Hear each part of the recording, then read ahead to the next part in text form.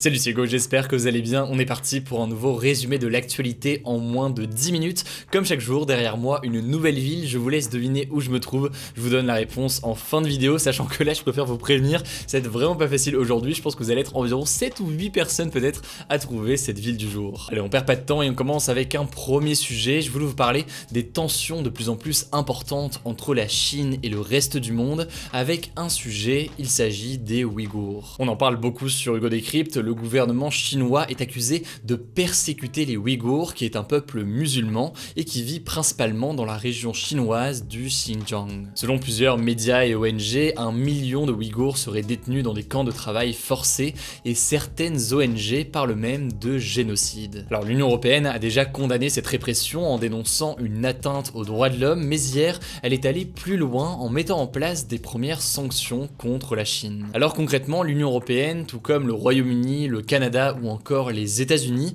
ont décidé d'interdire l'entrée sur leur territoire aux responsables chinois de la province qui ont eu un rôle actif dans la répression des Ouïghours. En l'occurrence, c'est un événement assez majeur puisque ce sont les premières sanctions européennes contre la Chine depuis celle de 1989. Et qu'est-ce qui s'était passé en 1989 ? Eh bien, c'était la répression par la Chine du mouvement démocratique qui se déroulait notamment sur la place Tiananmen à Pékin et qui avait fait à ce moment-là des milliers de blessés et de morts. Alors vous l'imaginez, face à ces nouvelles et ces sanctions, la Chine a immédiatement riposté en sanctionnant à son tour 10 personnes de l'Union européenne qui selon elle portent atteinte à la souveraineté et aux intérêts de la Chine et propagent des mensonges et de la désinformation. Parmi les personnes sanctionnées, il y a notamment le député européen français Raphaël Glucksmann, connu notamment pour son engagement sur les réseaux sociaux pour la défense des droits des Ouïghours. Il est interdit de séjour en Chine, à Hong Kong et à Macao. Bref, montée des tensions en ce moment. D'ailleurs, l'ambassadeur de Chine en France a été convoqué par le ministère des Affaires étrangères aujourd'hui,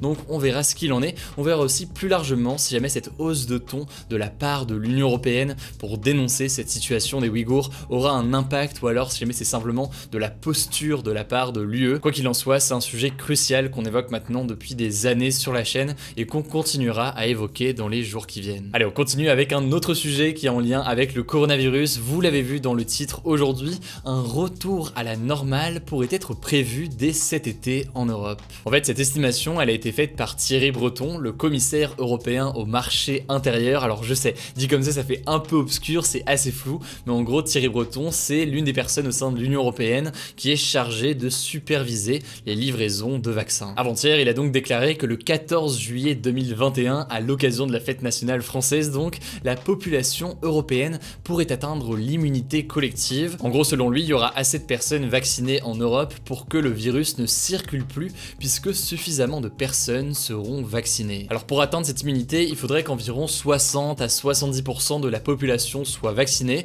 mais on pourrait potentiellement imaginer qu'un retour à la normale pourrait débuter un peu avant ce seuil. Et en Israël, par exemple, il y a près de 50% de la population qui a déjà été vaccinée, et là-bas, les bars ont rouvert, etc. Certes, on porte encore le masque, mais autrement, la vie commence à reprendre son cours. Alors pour l'instant, seuls 10% des Européens ont reçu au moins une dose, donc on est très loin du compte, mais selon Thierry Breton, faut pas forcément s'inquiéter puisque tout ça pourrait s'accélérer dans les semaines qui viennent, et notamment au mois de juin avec une livraison d'entre 300 et 350 millions de doses de vaccins supplémentaires pour les pays européens. Cela dit, pour certaines personnes, dont Émilie Ferrat, médecin généraliste et chercheuse en épidémiologie, un retour à la normale grâce à la vaccination dès cet été paraît très difficile, et ce pour plusieurs raisons. La première raison, c'est la méfiance potentielle de la population envers le vaccin. En France aujourd'hui, il y a 56% des Français qui ont l'intention de se faire vacciner selon un sondage Odoxa Backbone Consulting. Alors 56% des Français, c'est plus de Français qu'en décembre, mais faudra voir, cela dit, si jamais c'est suffisant pour atteindre l'immunité collective. L'autre problème, c'est qu'on ne sait toujours pas si jamais la vaccination diminue ou non la transmission du virus. En gros, on sait que si on est vacciné, on est a priori protégé contre les formes graves du virus. Donc le vaccin nous protège nous-mêmes, mais il n'empêche pas forcément la transmission du virus à d'autres personnes. Enfin, le dernier doute, il concerne les variants, donc variants britanniques, sud-africains, bretons, etc. Il y en a beaucoup maintenant.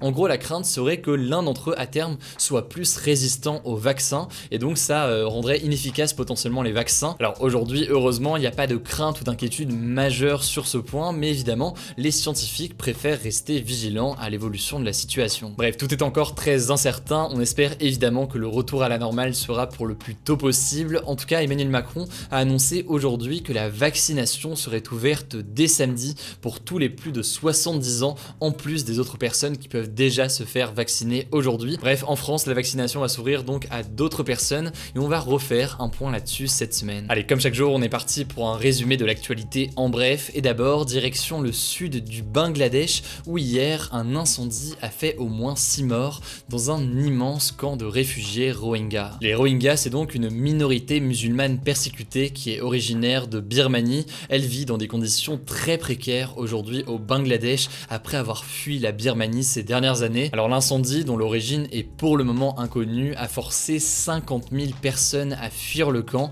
et a détruit 10 000 abris qui ont été faits de bâches et de bambous. Malheureusement, selon un pompier présent sur place, il s'agit du 3e incendie dans les camps de Rohingyas en 4 jours. Du coup, un comité a été réuni pour enquêter sur cet incendie. Affaire à suivre donc dès qu'on a du nouveau. Avant de passer à la ville du jour, on termine avec une actualité qui a pas mal circulé sur les réseaux sociaux aujourd'hui. L'entreprise d'informatique Microsoft, à qui on doit donc notamment Windows, pourrait racheter le réseau social Discord pour 10 milliards de dollars. Alors c'est une info qui vient de plusieurs médias américains, notamment Bloomberg. Et donc Discord, qu'est-ce que c'est? Je pense que vous êtes nombreux à savoir, mais c'est donc une plateforme utilisée principalement par des joueurs de jeux vidéo, mais pas seulement aujourd'hui. Il y a plein d'autres choses dessus. Une plateforme qui permet d'interagir, de discuter avec d'autres personnes sur des centres d'intérêt, soit à l'écrit, soit en vocal. Alors suite à ces rumeurs, eh bien les réactions sont plutôt mitigées. Il y a certaines personnes qui craignent des changements sur Discord avec un tel rachat potentiel par Microsoft, tandis que pour Microsoft, évidemment, ça pourrait être intéressant de racheter Discord, puisque ça pourrait leur permettre d'intégrer Discord directement aux consoles Xbox par exemple. Bref, rien de signé ou de confirmé pour le moment, mais vous le savez, c'est la 10e fois que je le dis aujourd'hui, je m'arrête pas,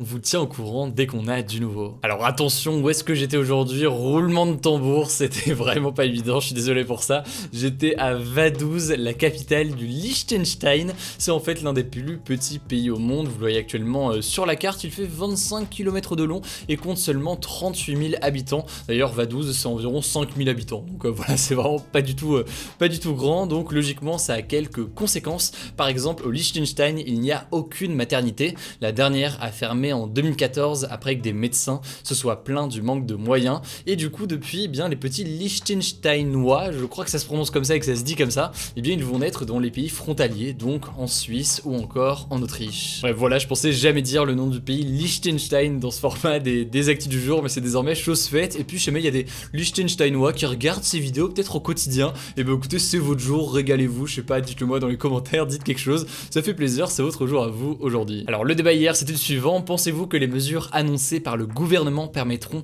de freiner l'épidémie en France? Vous le voyez actuellement avec les résultats, vous êtes une immense majorité à considérer que non, ce ne sera pas suffisant. Quant au débat du jour, eh bien c'est le suivant: l'Union européenne est-elle capable de faire pression sur la Chine au sujet de la situation des Ouïghours? Un débat qui me semble assez intéressant, une question un peu géopolitique et diplomatique. Pour participer, comme chaque jour, c'est très simple, vous cliquez sur la chaîne Hugo Décrypte, vous allez dans l'onglet communauté et à ce moment-là donc vous pouvez participer et voter au sondage du jour. Vous le savez, rendez-vous sur Instagram pour découvrir d'autres contenus exclusifs qu'on fait au quotidien directement là-bas. Je crois que j'ai tout dit, c'est tout pour ce nouveau résumé de l'actualité en moins de 10 minutes. N'hésitez pas à vous abonner aussi à cette chaîne si jamais c'est pas encore le cas. Prenez soin de vous, prenez soin de vos proches et on se dit à demain pour une nouvelle vidéo.